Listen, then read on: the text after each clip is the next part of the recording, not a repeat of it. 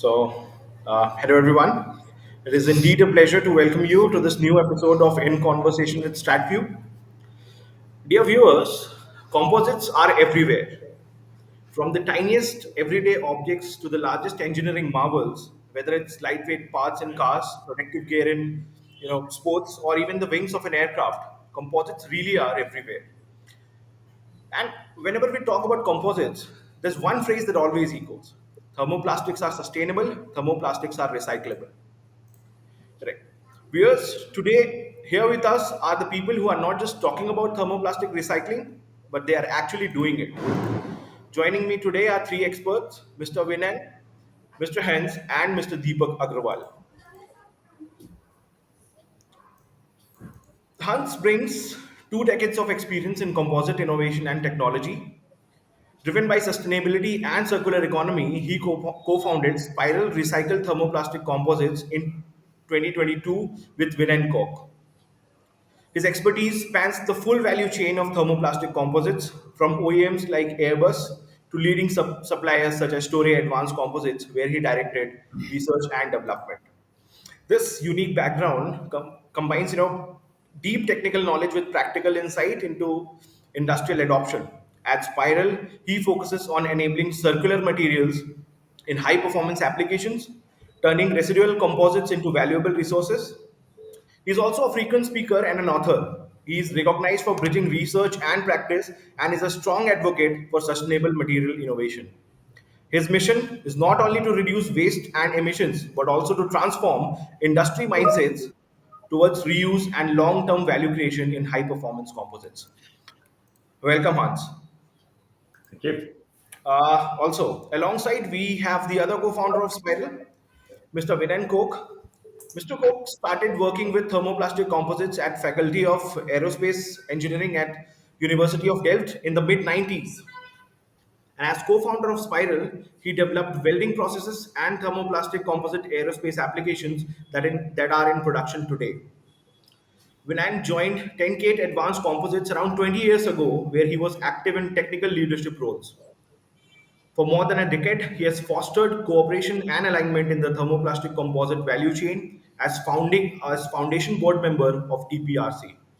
Winand's current activities in Spiral reflects his vision that actual implementation of recycling is the key to unleashing the true potential of thermoplastic composites as a sustainable and future-proof technology. Welcome, Winand. Thank you. Also joining us today is Mr. Deepak Agrawal, a well-known market research consultant with over 15 years of experience in the global mobility and composites industry.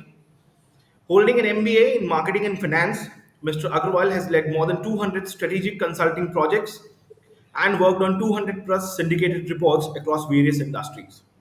He has worked extensively in advanced materials, especially composites and chemicals, across sectors like automotive, aerospace, defense, oil and gas, construction, and recreational goods.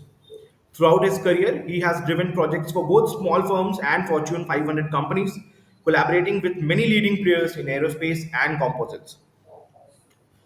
Thank you, Hans, Vinend, and Deepak for joining us today. Thank you, Vyapak. Thank you. Okay, so before we get into the hardcore, market data and the technicalities of recycling, I'd like to, take a step back. What I wonder is, what was the spark? Hans and Vinand, this is for you. What were the gaps in the composites industry that really stood out to you and eventually led you to, led to the founding of Spiral RTC's founding? How did you think of coming this way after? Well, the thermoplastic composite technology as a whole has developed over the past decades. Okay. So materials have developed, the processes have developed, the simulation techniques to design parts have developed, joining techniques. So all of these building blocks developed in the past decades, basically, and really matured. And also, there was always this potential of 100% recycling of the materials. And that has been researched already for 30 years ago, and there was proof for it that it could work. but it was not really implemented. And the question is, why was this not implemented? So with the growth of the thermoplastic composites, why did recycling lag behind in terms of implementation? Okay. And we feel and we felt, and that was actually the reason to start a company, that the volume of waste per individual party is too small to justify a business case. So Okay. technically, that's not a problem, but to make it into a viable business case, that is the real challenge. So we said if we combine the waste volumes from different parties, waste, end of life waste, and we combine these volumes, perhaps we have a minimum viable quantity for a sound business case. And well, nobody could tell us whether this was possible or not. So we said, okay, let's just do it and let's start and yeah, we will see what happens. Indeed, fill that gap in the thermoplastic composites value chain. I think that was the aim to start. So that's Okay. basically that was the Understood. reason to So, start. So we saw that yeah gap. okay. And my natural follow up to that would be, how has the journey evolved from those very first days to where are you today? Well, so when we started back in late 2022, we said first we need to explore the value chain. So let's make sure that we know who our upstream partners are, the parties with the waste.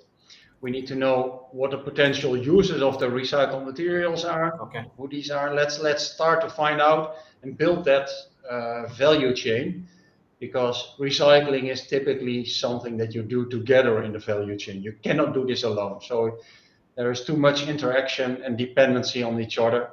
So that was step one, to build that value chain. And then we said, okay, we are going to do this very hands-on.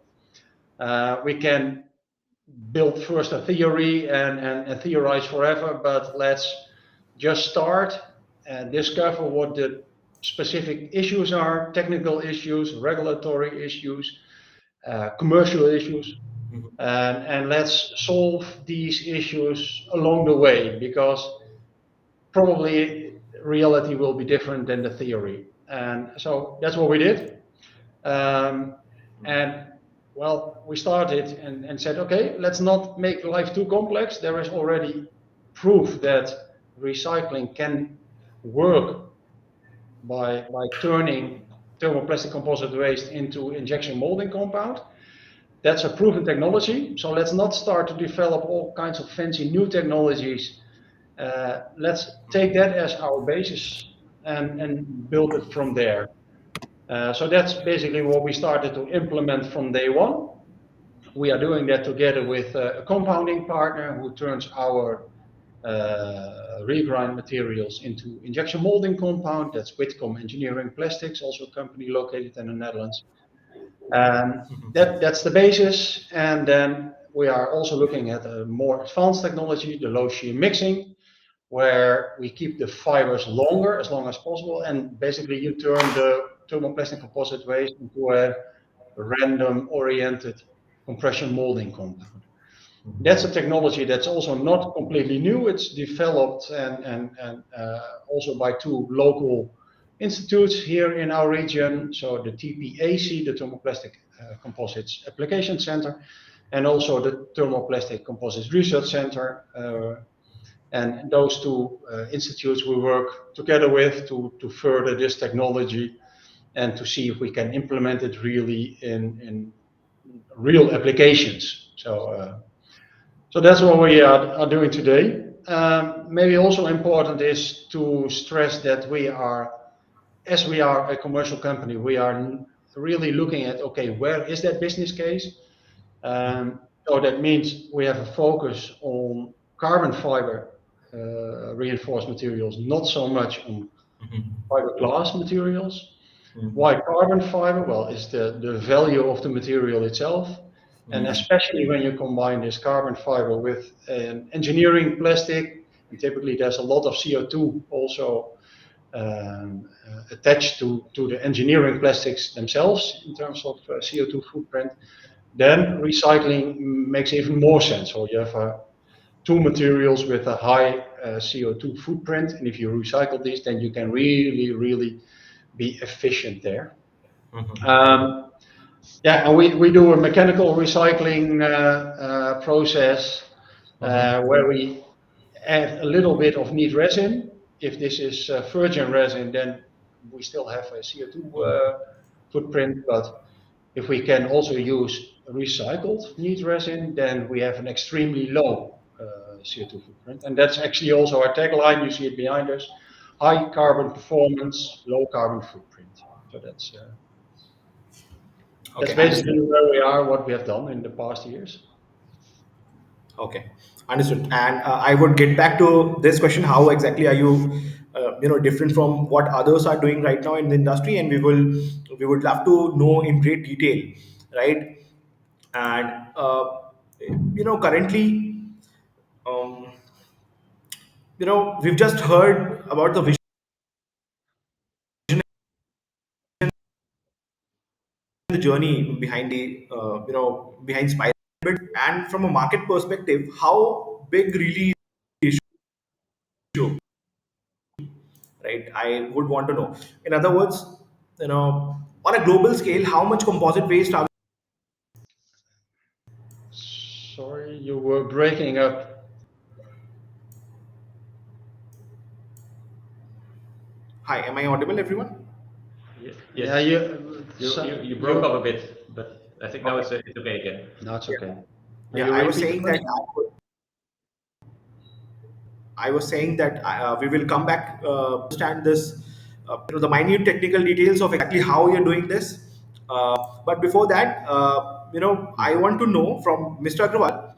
We've just heard the vision and journey behind Spiral. But I'd like to zoom out a little bit, and from a market perspective, I would like to know. I mean, how big is the issue on a global scale? How much composite waste are we generating every year?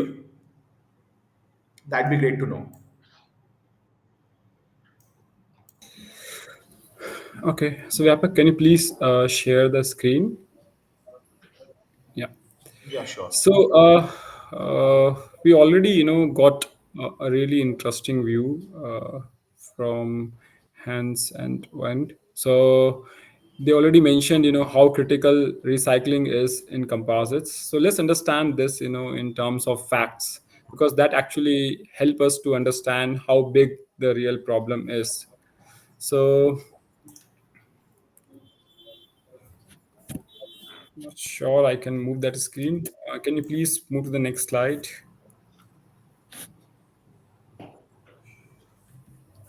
Just a Can you second. please move to the next slide? Is it? Yeah, Yeah. yeah. So how Yes, exactly it got you can started? Why control the exactly it? presentations also. Everyone has giving a really view on talking about sustainability, recycling, and all, right? So if you look at the graph, that clearly mentioned that, like the past 30 years, there has been a lot of red graphs that gives a really view that, the average surface temperature of Earth is increasing. And if you talk about last 150 or 175 years record, the last 10 years are the ones where the Earth witnessed the highest temperature rise. So obviously, there has been a discussion about sustainability and other ones. So so there have been a lot of industries, who already started working on it. So transportation is obviously, there has been a lot of discussions since the emissions has been really high in transportation sector, but that does not mean that other industries are not in that race. So similarly, other industries are also focusing a lot on sustainability. So for instance, if we talk about aerospace industries, so they already having an aim to achieve net zero emission by 2050. and they have been working in several directions. So mainly into the four directions. One is on sustainable aviation fuels, operation improvements, offset and negative emissions, and technology progress. And if you talk about the past 10 or 20 years work that they have done, uh, there has been a really straightforward method, is that if you make the vehicle, or if you make the aircraft lightweight, ultimately there would be a fuel efficiency. So if you talk about advanced composites, it's around 20 to 30% lighter than the standard aluminum, which are the mainstay. If you talk about the traditional aircraft or the legacy aircraft like Airbus 320 or Boeing 737. So there has been a lot of aluminum rich or content in those. But if you talk about the newer aircraft, there has been a lot composite usage to make aircraft lightweight. Obviously, composite has been giving a lot of benefits to them. The one of the reason is lightweight, but along with that, it has a really proven track record of over 5 decades in aerospace industry. And that's the reason, if you look at the graph, uh, all the newer aircraft like Boeing 787 or Airbus 350, so the more than 50% of the structural weight is of composites. That's how the composite has witnessed a really impressive good growth trajectory in one of the high performance industry. Now if you talk about the other new additions in aerospace, like urban air mobility or eVTOL, which everyone is talking about. So if you talk about, even in eVTOL, if you remove the battery weight, so around 70 to 80% of remaining weight is again composites, advanced composites, mainly carbon composites. So that shows how this brilliant material positioned themselves in aerospace industry. Similarly, if you talk about the new, like automotive, which has been an industry which has been relying on composites over the years. So there has been a lot of stringent emission regulations being set by different economies, ultimately pushing vehicles to either improve engine or make vehicle lightweight. And as a result of that you can see there has been a constant increase in the penetration of plastic and composites. So if you look at this light blue graph, that clearly trajects that within a US there has been a consistently increase in composite content and the plastic content in North American vehicles. So again, that shows how composite, how exactly it is being brilliantly positioned in transportation. Very similarly, we see other areas, other industries where composite is marking a really good penetration and success in industries. But the moment the penetration started increasing, there has been a really worthy discussion being surfaced in the industry, which is recycling. Because ultimately, you have been using it, but you have to start recycle it and creating a really good circular economy. So let's first understand how exactly composite material is positioned today. So overall, if you talk about the overall composite material market, is around 16 million tons already by 2024 annual consumption, and within next 5 years is going to be 20 million tons. That shows that how much material being used every year globally. And within that, uh, transportation, construction, and electrical and electronics are the major markets where there has been a lot of composite materials are being used. But there has been several other industries which are equally using composite materials there, and almost all industries are growing. Particularly in terms of penetration of composite materials. So that makes this material very important in terms of the discussion of recycling. Now, Within that composite material, one area which is carbon fiber composites, which everyone is really interested in, because this is advanced composite having many benefits, where glass composite sometimes do not compete. So that materials is lightweight, is perfectly ideal for applications looking for high performances. So in 2024, around 176 kiloton of composite materials are being used, and that 176 include carbon fiber and matrices, and it's going to be around 260 kiloton by 2030. So that again, a lot of carbon fiber being used annually, which is still virgin fibers, and that creates again a really uh, big issue in terms of recycling of composite materials. That's how, all because of these demands and annual demands, there has been a lot of composite being coming into the EOL.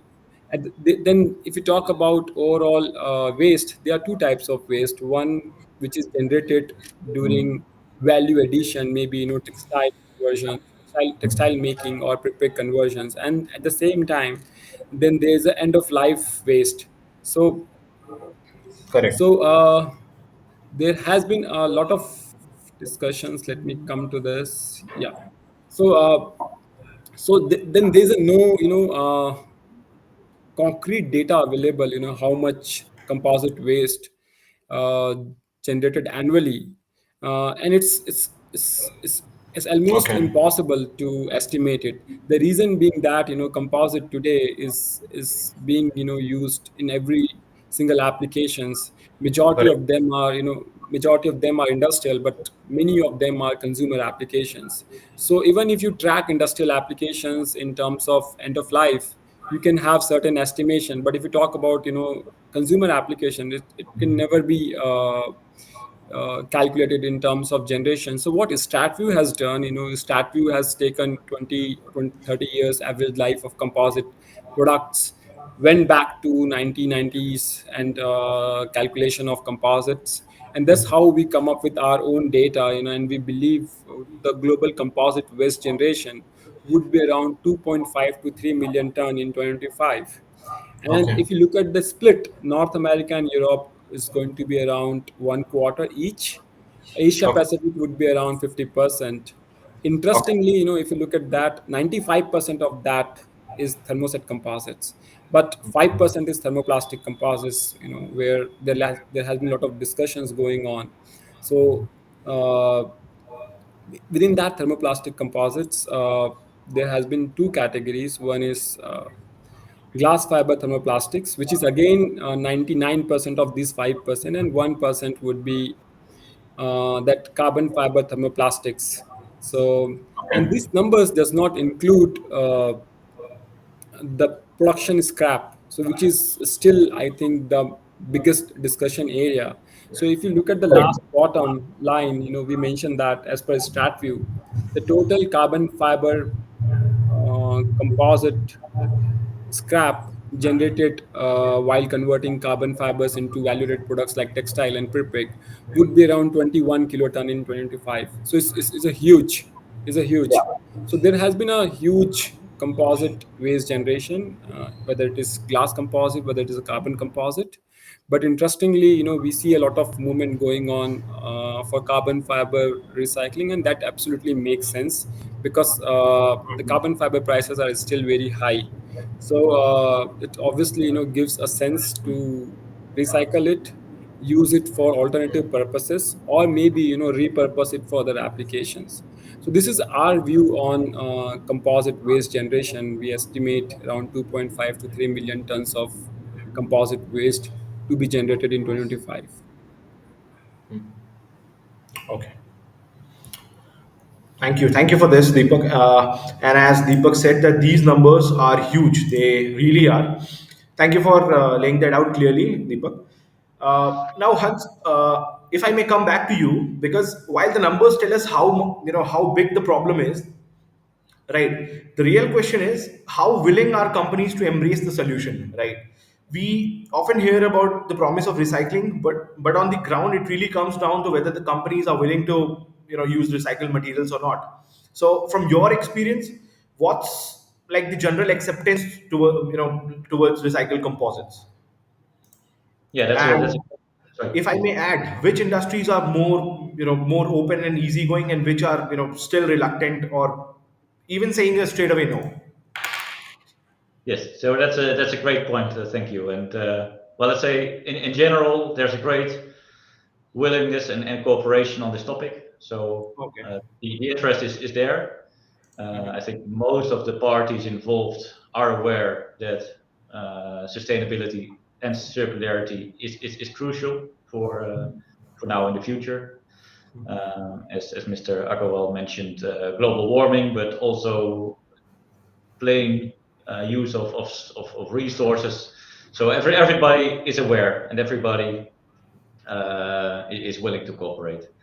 However, the pace and urgency is obviously different for the different parties, and that's depending on the industry involved, governmental or social input or governmental legislation, and also the company size. And yeah, if we go to the different industries, Yeah, that's obviously, important. typically highly regulated industries have a lot of hurdles to overcome to really implement this material, to have it reproducible, to know what you're working with, to have it reproducible. And there's for recycled materials and recycling technology, there's bottom line, there's less experience, so there's more hesitation towards the adoption of recycled materials. So there's good reasons for some industries such as aerospace to see the hurdles and well, move in a different pace. We feel that it doesn't allow to lean back, also not for this industry. So we expect an active involvement also to get this industry where it needs to be, and I think that's important. And other less regulated industries are can be more dynamic in an effect, and that's still also depending on the parties involved and the reasons for moving. So that's actually it's our day-to-day business to turn, let's say, the interest into action, and that's what we do, as I said, on a day-to-day basis. Okay, understood. You have anything to add to this, Winand? Well, I think it's Okay. complete. Okay, thank you. So, viewers, before moving on to the next question, I would just like to tell you that you can drop your questions on LinkedIn Live stream, and we will make sure to take those, and we will try our best to bring those questions here on screen and get you the answers. So please feel free to drop your questions on the LinkedIn Live chat. And now, Vinay, let me bring you in here. There's always, this big question in composite, in the composites world. So, can recycled carbon fiber composites actually replace glass fiber composites? Because, just a while ago, Deepak was also talking about it. So, yeah, what do you think on this? And if yes, where do you see the most potential, and what kind of applications or industries are more likely to, adopt them? Well, typically, I would say the fiberglass is used in many applications for specific reasons. Typically technical reasons, but also many times for cost reasons. So yes, technically carbon fiber and recycled carbon fiber can be an alternative. But and this is where we need to manage expectations. Recycled thermoplastic Correct. carbon fiber composites are not necessarily extremely cheap. So these materials after recycling, and they are a replacement for example, injection molding materials, they are as good, and actually we also find sometimes better performance than virgin materials. So, but there's still a cost associated to it. It's not that we can now offer carbon fiber reinforced PEEK for a fiberglass polypropylene price. That's yeah. So it's basically these materials are, in terms of performance, drop-in replacements for existing virgin equivalents, and not so much very low-cost alternatives for another material. So yes, theoretically you can replace fiberglass with recycled carbon fiber, but we expect that most of the actual applications would else be done in a virgin variant. And yes, we can, especially the higher the quality of the waste in terms of performance, for example, peak or PEC or PPS, then we can be very cost competitive. But yeah, we are not. This is two different Correct. domains. Fiberglass and carbon are, in that sense, it's not that we are now moving from one domain to the other. Unfortunately, would be nice, but no. Okay. No, sorry. Understood. Thank you, Vinan. Now, both and Hans, I would like to go a bit deeper on how you guys actually do it at Spiral, right? So, because when we talk about recycling, a lot of people immediately think of methods like pyrolysis or say chemical recycling, right? So, can Hmm. you walk us through your process at Spiral and how exactly is it different from those other recycling methods Yeah. So for the our background. viewers? Yeah. So the background is, and I think that's also the inherent potential of the thermoplastic composites, is we fully reuse materials. So we don't separate the fibers from the resin. We have an efficient process, which is mechanical recycling, to reuse the full material and without separation, etc. So it's in principle an energy efficient process to do that. And the advantage is also that you maintain more of the inherent value of the material. So Starkowal mentioned the carbon fiber pricing, but if you look at the high-end thermoplastic materials, they are typically well in the same price range, let's say, as the carbon fibers. So it's also from an economic point of view, it makes sense to keep the materials together, keep the good performance of the material together, and that's also including let's say the fiber matrix interface, so we don't destroy it, we make use of that is already there and already evolved. So that's, let's say, in a nutshell, the technology. Yeah, so it's quite straightforward and a simple process. We collect the waste from our upstream partners. Okay. It's very important that these materials are separated at the source already, that they are clean, that they are 100% that we can really use this material as one single material, because they're, in contrary to typical recycling processes for unreinforced plastics, there are all kinds of detection methods to separate different polymers from each other. Unfortunately, that does not work for materials that are highly filled with carbon fiber. These systems just do not work. The carbon fiber itself prevents these systems from working. So we need to start with clean wastes already sorted at the source. Then we bring it in, we inspect it. There are sometimes contaminations, and we are running projects to identify which contaminations are detrimental and which contaminations can be accepted. We try to keep it clean as possible, but so we are investigating the effects of potential contaminations. And some contamination can really ruin a batch of material. So it is still important to inspect the material before we start processing it, and that's a mechanical shredding process that's Okay. very efficient. And then this output, it's random input basically, because the materials we get in our hands are not very well controlled. It's production waste typically. So we get also a distribution of flakes out of our shredding process. The size is not consistent. It's a distribution that Okay. varies. We are of course trying to understand the influence of that distribution, and that's where we spend quite some time and effort to understand this relationship between flake size distribution and final properties of injection molding compound or low shear mixed compound. So that's important. Yeah.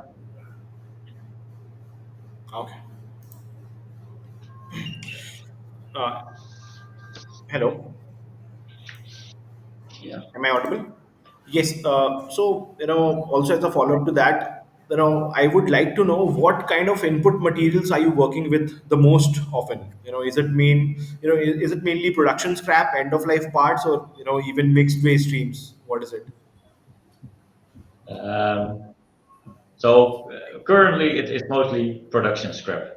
So that's well Okay. controlled materials from different industries, from Okay. aerospace, from industrial, from consumer applications. But it's mostly production scrap. Uh, End of life, and that's again also shown in the numbers before. That's something which we need to have a solution. This technology is inherently suited to convert these waste streams into new products. Okay.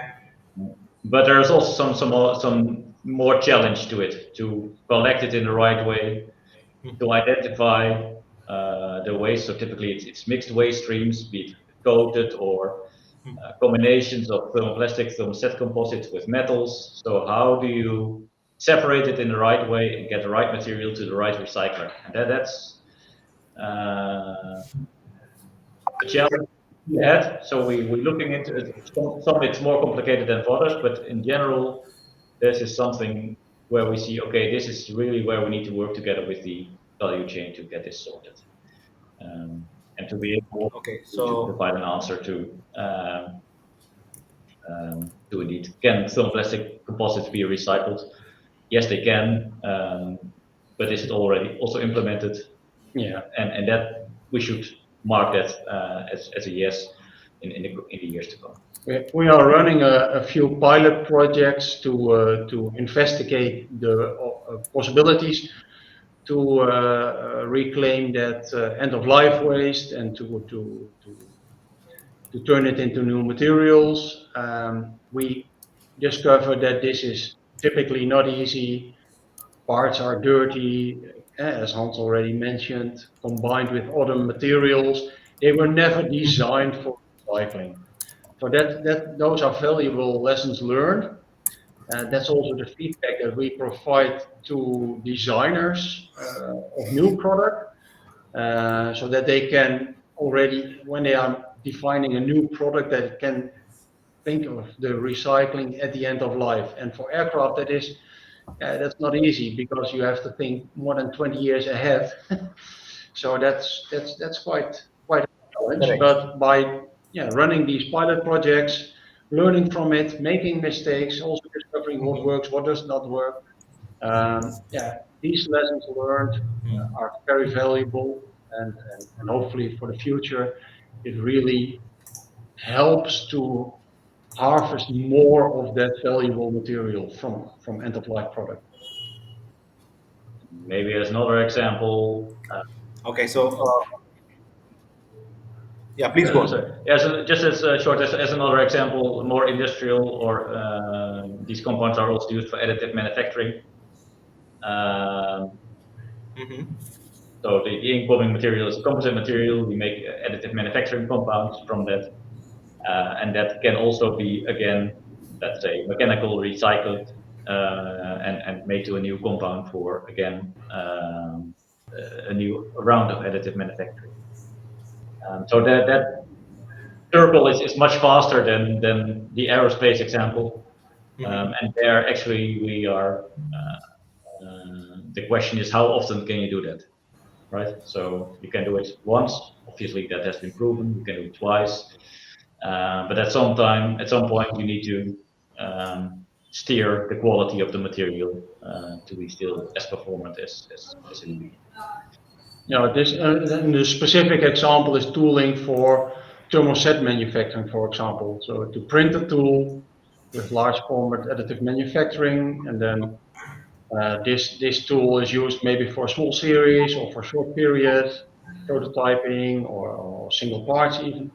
And then we actually have done that. We can scrap those molds and turn it into a new additive manufacturing compound. So, and that's a much shorter cycle. So that's already in that sense we are doing end of life, but that's a very specific market. Okay, wonderful, interesting. And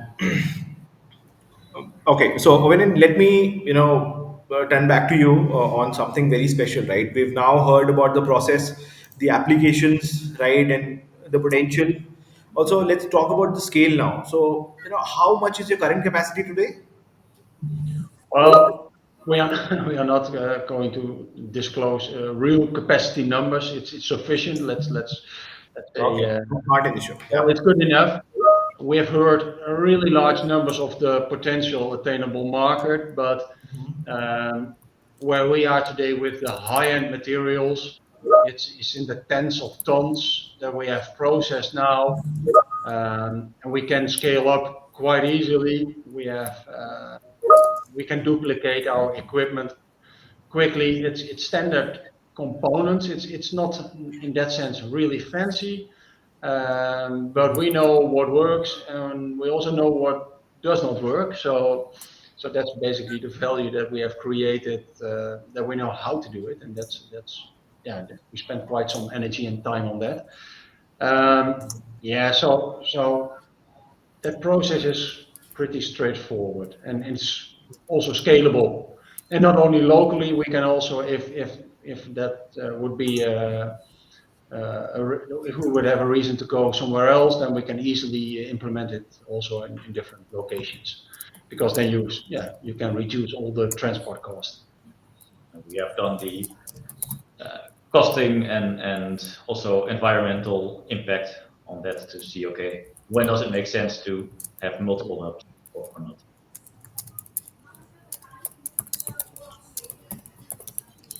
Is that Okay. your question? Yeah. Actually, there was just a delay.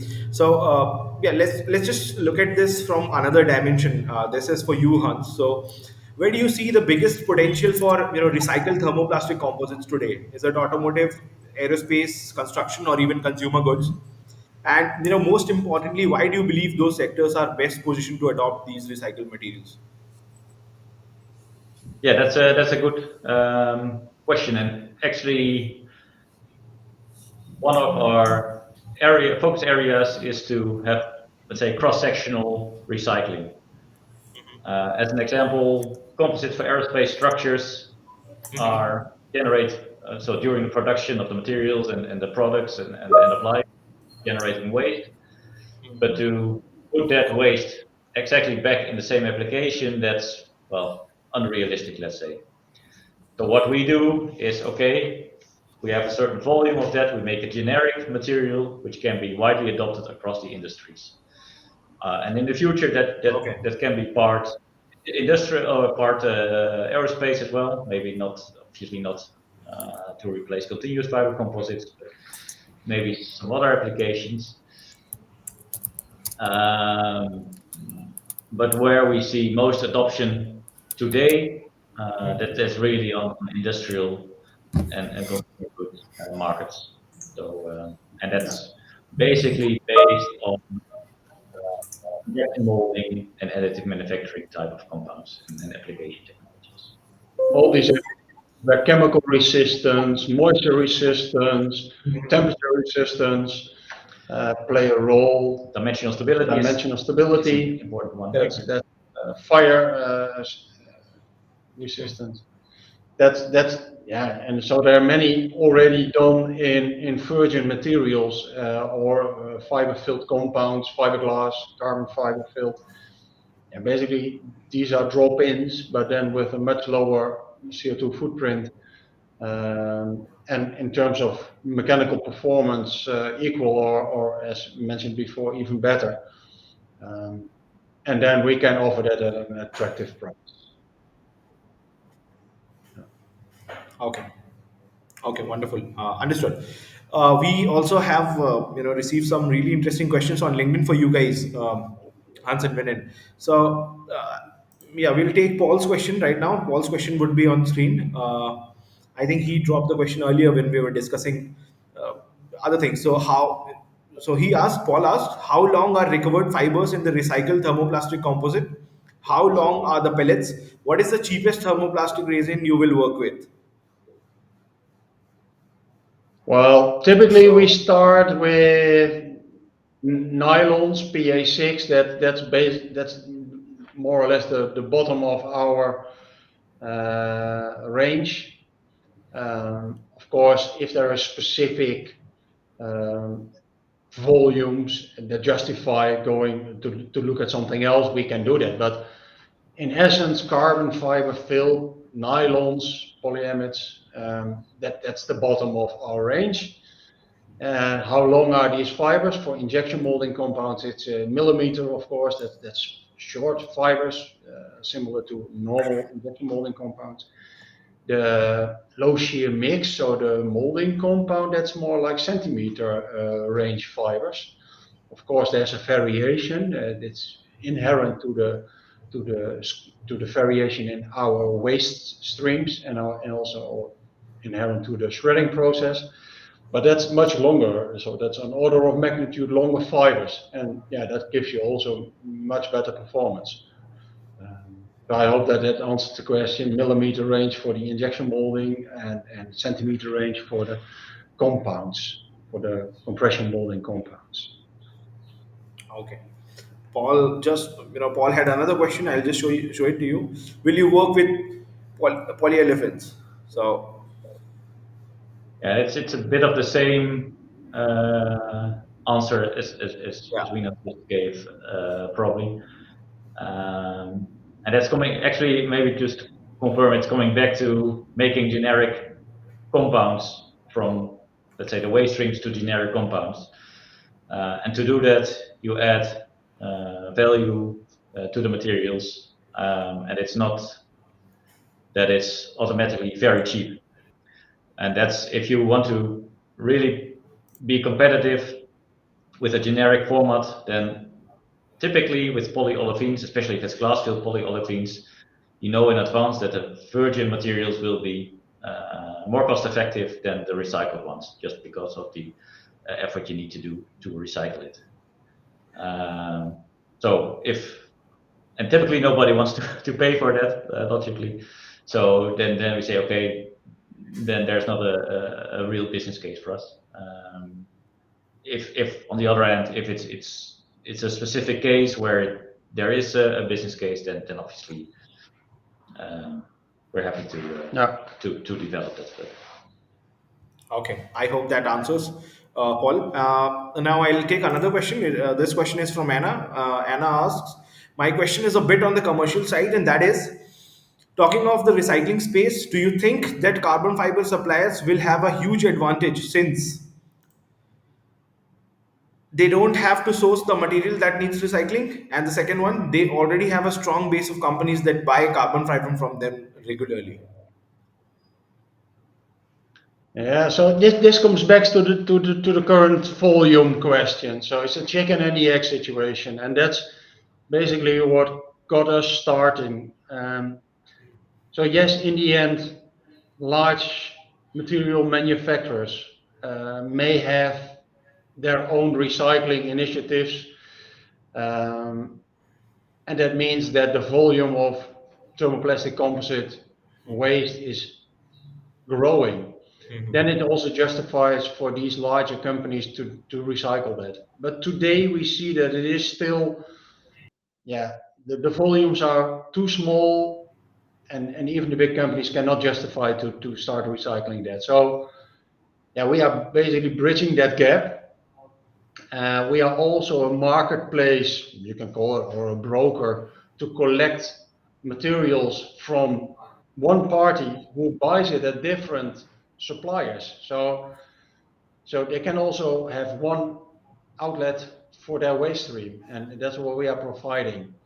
And we see that dynamic will not change quickly. So in theory, yes, but in real life, we expect that unfortunately, maybe for the environment, it will take quite long. And this is exactly why we are there, and to help them out. And we will see how this develops over time. And as said, we are solving the issues as they appear. If we would theorize this, then we would have never started. And we feel that there is a place for an independent recycler. Actually, I think it helps all the parties in the value chain, be it material suppliers, component suppliers, to have a solution, a joint solution for a circular material, in that effect to really promote this type of materials as a truly sustainable engineering material. And that should help all of us. And that's how we started it, and I still feel that that's a valid case. We do not feel threatened by the large companies. Yeah, that's really interesting. And you just mentioned being. So this is not. I did not intend to ask this question beforehand as planned, but you just mentioned being an independent recycling company, right? So it just comes to my mind. In my mind, what advantages do you get exactly being independent in that sense, right? What are yeah.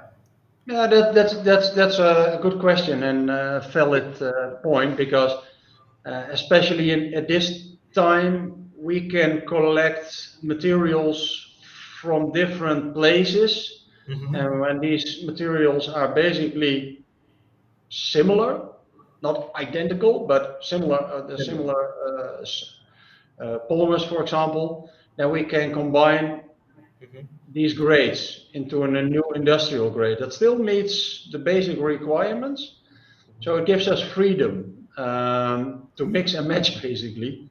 And I can imagine that manufacturer A is not interested to take on the waste of manufacturer B and try to find an outlet for it and basically develop that business for the other guy.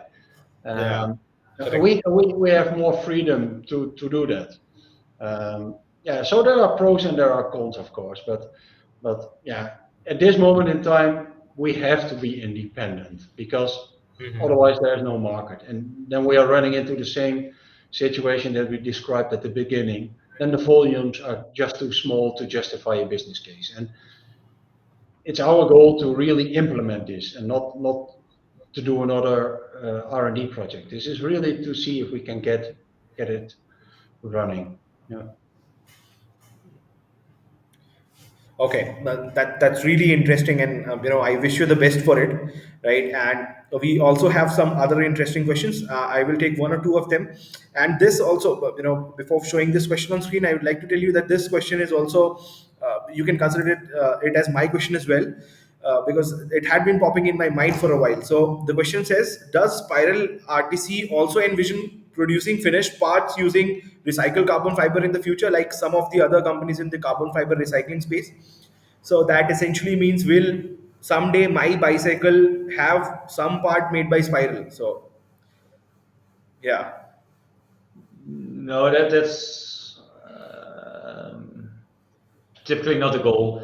And Okay. maybe for let's say some other companies that may be a more natural way to go. That's also depending on the technology and the material technology to do that.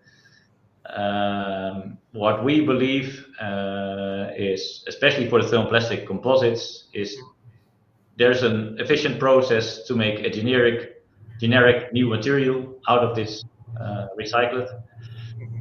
and that can feed into existing processes, such as injection molding, such as additive manufacturing. And there's obviously very good parties with a lot of know-how and efficiency how to do that. So that's the more logical position for ourselves. Okay. Understood. So we will take one last question from LinkedIn, and this question is by Aniket, right? And Aniket asks, "Do you think at some point sourcing of carbon fiber waste is going to be a challenge once the carbon fiber recycling industry is well established?" Yeah, that's a very good and very valid concern. Yeah. Yeah, if we need to really have an added value by reusing the whole material. So most carbon fiber recyclers will burn off the resin, so you inherently lose a lot of the value of that waste. And also you create more CO2 emissions than basically than you are saving. So our goal is to really use the whole material, reduce that CO2 footprint, and create value from that waste. And yeah, currently this is still at the beginning, but as soon as this value chain really develops and we can make good margin on it, then we are absolutely happy and willing and also offering to provide some of that margin back to the waste provider, so that there's also an incentive for them to continue. But this is in development, so theoretically this works nicely. But to implement this in practice, that's a lot of hard work because there's a lot of hurdles, there's a lot of questions, and we must say we have a few partners who just said, okay, we are not going to theorize, we are just going to start, and we will see how this develops. And that's actually, yeah, that's really appreciated, because this is the way to get the ball rolling. I think it's a good point, and I would say if we are successful, then we see this going to be a challenge. That's only a good point for us, and let's say healthy market dynamics. So I hope we will be at that point soon. We hope, we all hope so. So theoretically, by reusing the whole material, it must be more attractive than only recycling the carbon fiber. But yeah, we will see how this dynamic develops. Okay, understood. So yeah, moving on. That was it. We will be short of time, so we are taking only these many LinkedIn questions. Now, I'm coming back to you, Hans, for your remark. Where do you see? So this is an open-ended question, right? So where do you see thermoplastic composite recycling, say, 5 to 10 years from now? Yeah, ideally, that's going maybe back to the previous question in the chat.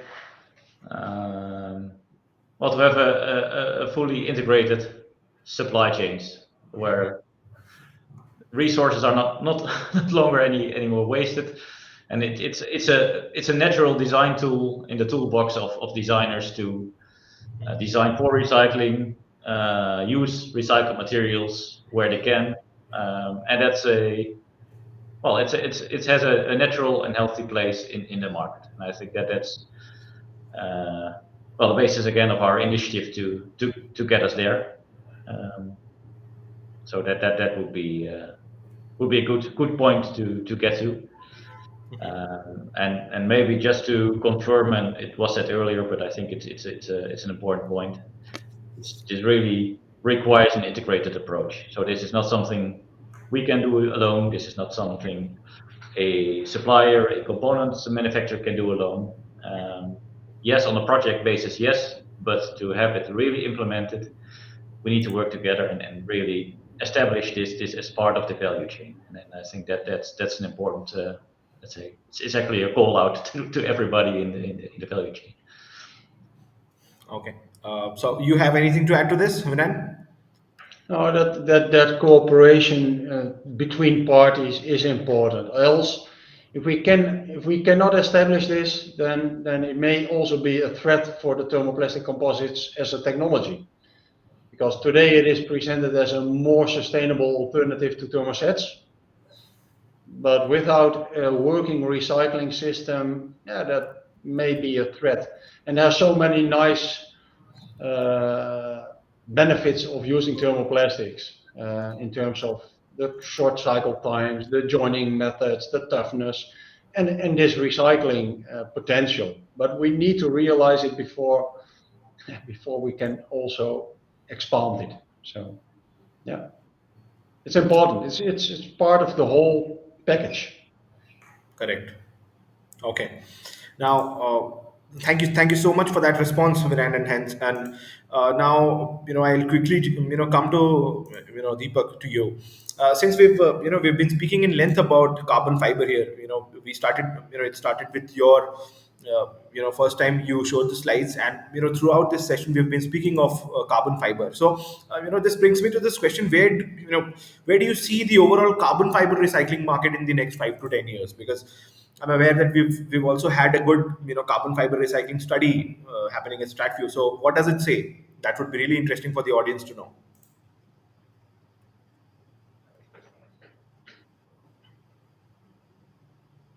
Hi, am I audible? Yeah. So as I was trying to explain that within composites, still we did not see a lot movement in terms of glass fiber composite recycling. Majority of movements that we see towards carbon fiber recycling Correct. with regard to both thermoplastic as well as thermoset. We have identified so many companies that are active in recycling, particularly on carbon fiber recycling. Majority of them are working closely with carbon fiber manufacturers, and that absolutely makes sense because as of now, the biggest target area that they have is basically the production scrap, and that's easy to collect. That's in a really good way to easy way to collect and recycle it. But as there was a query that what happens when these companies are going to be in large, how exactly they are going to collect. So obviously in carbon fiber the benefit is that there are really less number of carbon fiber companies active in the entire value chain, and they actually majority of nodes they have been active in. So they are making textiles, they are making prepec.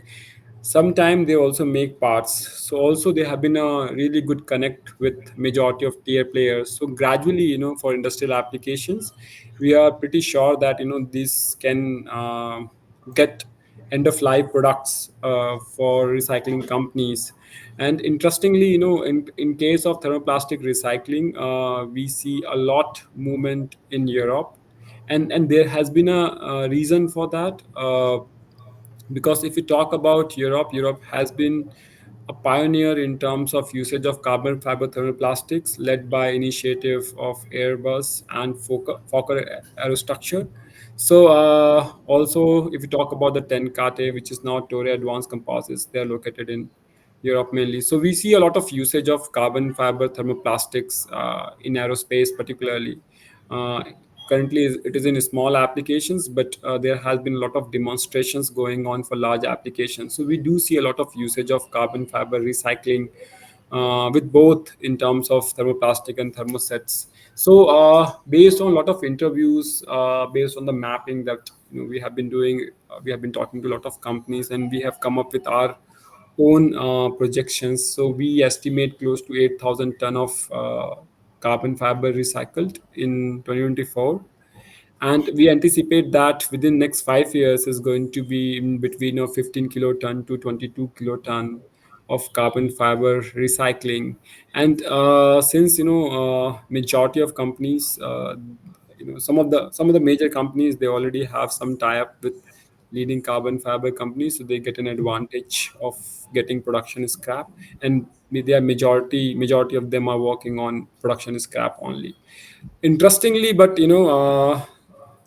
there has been some news coming out in the market, like we have been hearing the Chinese carbon fiber price is very low and giving a tough competition to recycled carbon fiber price. So that's would be interesting to know, interesting to see how the entire ecosystem will come and evolve with time. But as an analyst, based on a lot of discussions that we have done, we believe this is a really interesting market and has been growing at a really good pace. We anticipated around 15 to 20 or 22 kiloton of carbon fiber being recycled within 5 years. And I tried to explain that initially the focus would be on production scrap, because there has been a lot of scrap, around 20 to 30% of the carbon fiber textile and prepreg being lent into the waste. So that's an immediate opportunity. But later on, there for industrial applications, particularly on wind energy side, wind energy blades and pressure vessels, and then aerostructure. These three could be the areas where there are a lot of movement in terms of composite part recycling or end of life recycling will take place. So this is our take on carbon fiber recycling projections. Okay, interesting. Uh, okay, so thank you so much for that, Deepak.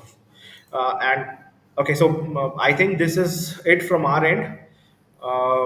Hans and Viren, you have anything else to add which we might have not been able to cover during the webinar? Maybe that we are open for any party who is interested, either upstream with waste, to discuss about reusing that, and parties who are interested to explore the recycled materials also welcome. So we are open for any discussion. We need to reach out. We need to build the network. So Okay. Please check Okay. out, please make sure to check out Spiral's website. We have, attached the QR code on the screen right now. Also, you have anything to add, Deepak? No, just I would like to tell one thing. Stratview has been doing a lot in terms of strategic and market intelligence in composites, covering both traditional as well as advanced composites. So anyone looking for any information, any intelligence, we love to support you. So please reach out to us in case you have any requirement. Thank you. Also, we have Stratviews, this report that was being displayed right now. So you can check out the full report using the QR code given here. Okay, so I think that was it. We have come to the end of today's session, and I truly believe this was a very meaningful and productive conversation. thank you. Hans, yeah, Hans, Vinand, and Deepak, I hope you guys too enjoyed sharing your insights with our audience today. Yeah. Absolutely. Thank you for the Thank you. opportunity. Thank Yes. you. Thank you, Vyapak, for smooth conduct. Thank you. Yeah, and we would love to have more of such sessions with you in future. Vinand and Hans, perhaps perhaps even with a broader panel discussions with multiple experts to deepen the dialogue on sustainability and advanced composites. Yeah, we will be happy to. Definitely. Yeah. Thank you. So as we wrap up, I convey my sincere thanks to all three of you, Hans, Vinan, and Deepak, for your time, your clarity, and for sharing the perspectives that were not only strategic but also grounded in practical industry experience. It is indeed rare to have such a rich and multidimensional view of a subject as complex and promising as thermoplastic composite recycling. And of course, a big thank you to everyone who joined us today. We hope this session gave you valuable takeaways and fresh perspectives. Meanwhile, stay connected with us through our LinkedIn page to catch updates on upcoming webinars as we continue to host thought provoking sessions on composites, mobility, and sustainability. Thank you once again for tuning in and see you next time. Thank you. Thank you, Deepak. Thank you, Vinay. Thank you, Hans. Thank Thank you. you. Bye.